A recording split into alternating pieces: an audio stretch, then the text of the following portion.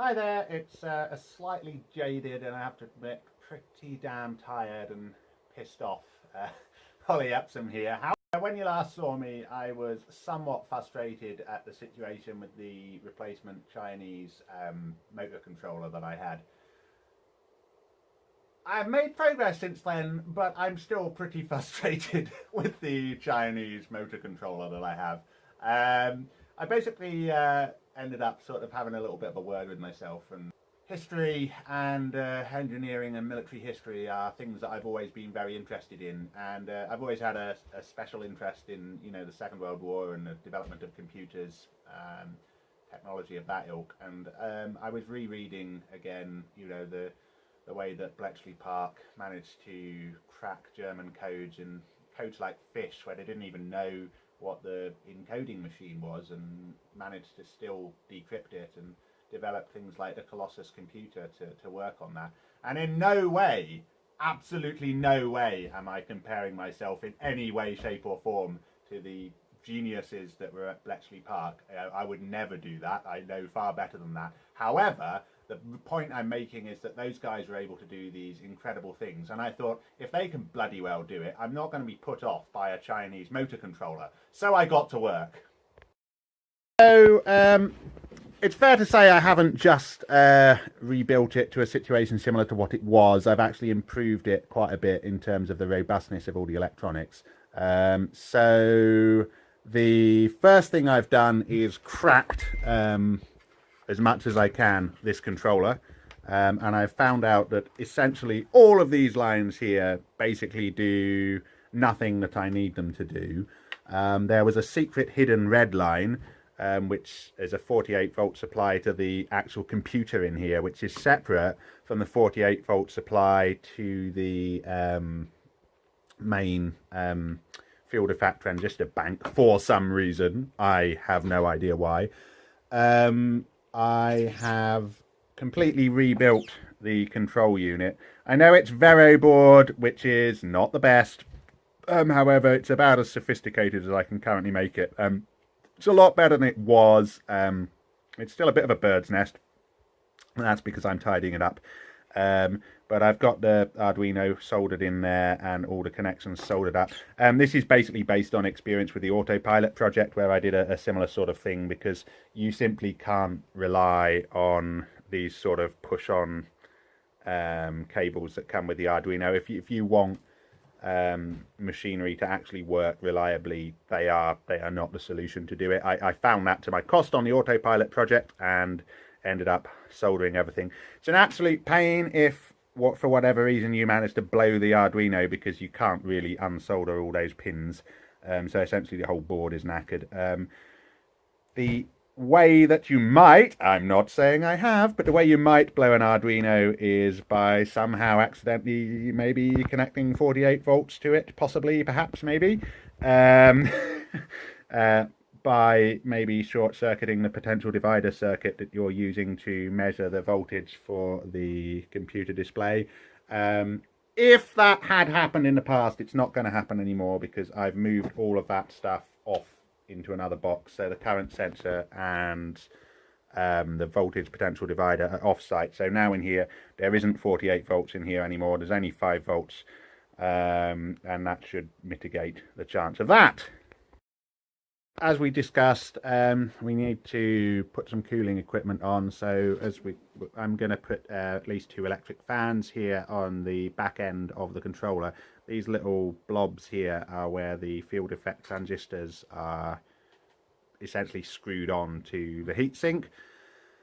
One of the reasons I think the other one might have blown was somebody may have taken a motor controller apart in order to investigate bits of wire, etc. on the old one, and the field effect transistors are bonded onto one large aluminium beam that when you unscrew these screws, it comes off, that beam comes off the heatsink.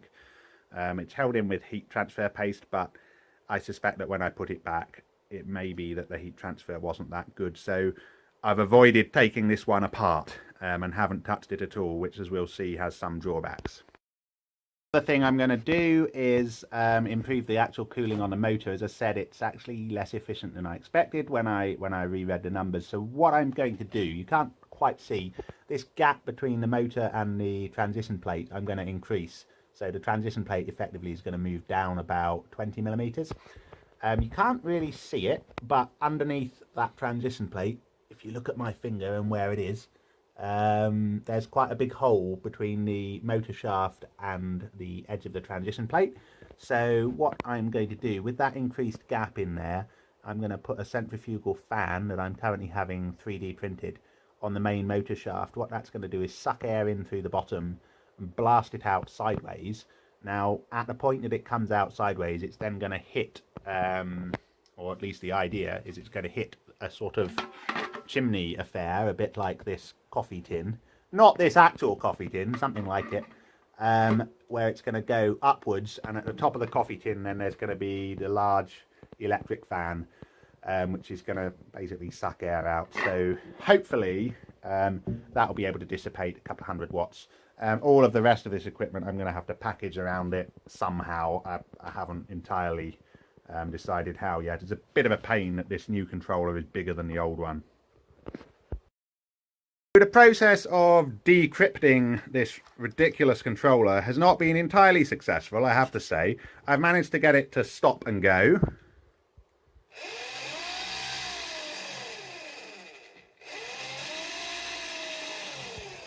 And we can see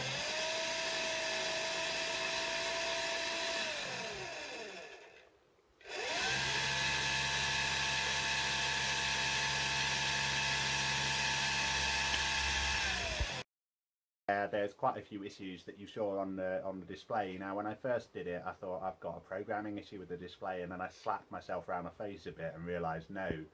The controller's basically outputs some very interesting data. So at first it's got a speed output that's a voltage, which at first I thought would be quite useful, because on the old controller it didn't have a speed output. So what I did was I measured the pulsing from one of the hall sensors. The reason I didn't initially want to do that again is at the back of my mind I was wondering whether by taking a feed off one of the hall sensor lines I was lowering the impedance of that line to such an extent that perhaps it wasn't triggering that bank of field effect transistors properly. Now I think that's bunkum, and I spoke to my dad about it and he agrees with me, but then again my dad has a horrible habit of agreeing with lots of people and being wrong, so I'm probably going to leave that whole sensor alone, at least for now. Hence why I thought, oh, this analog sensor, that's great, I'll use that. As you saw, it's wobbling wildly about, and it's not a software issue, it's actually a hardware issue, which I will try and show you now. So the speed sensor is coming into analog pin 3 of the Arduino, so I'll attach my USB oscilloscope to it. Obviously at the moment not a lot's happening because the motor's not turning. Now what you would expect, and if you measure it with a simple multimeter, what you get is as the motor rises, the voltage smoothly rises with it. However, what the Arduino sees is something more like this.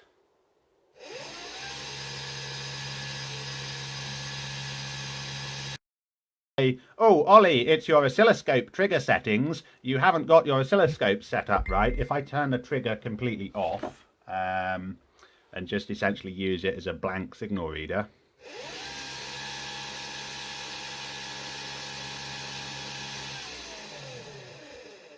we can see that the signal's all over the bloody place, and at the moment I don't know what to do about it. I suspect what I'm going to do about it is nothing, and actually try and get the guts of the machine working instead of trying to go too far too fast like I've done in a...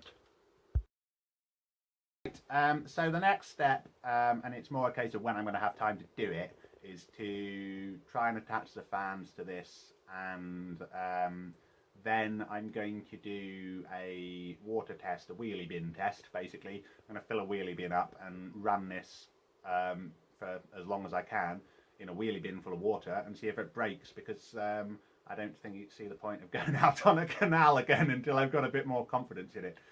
So before that can happen, I need a couple of things. I need my 3D printed impeller to get here.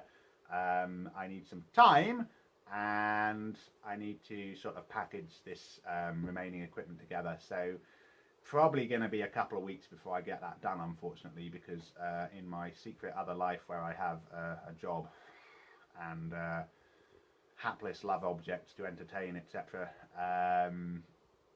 Yeah, I don't have as much time to do this as I'd like, which is a shame because I do enjoy this. Anyway, hopefully in the next video we'll be outside of this little room and actually doing something useful. All the best, and yeah, thanks for watching as ever.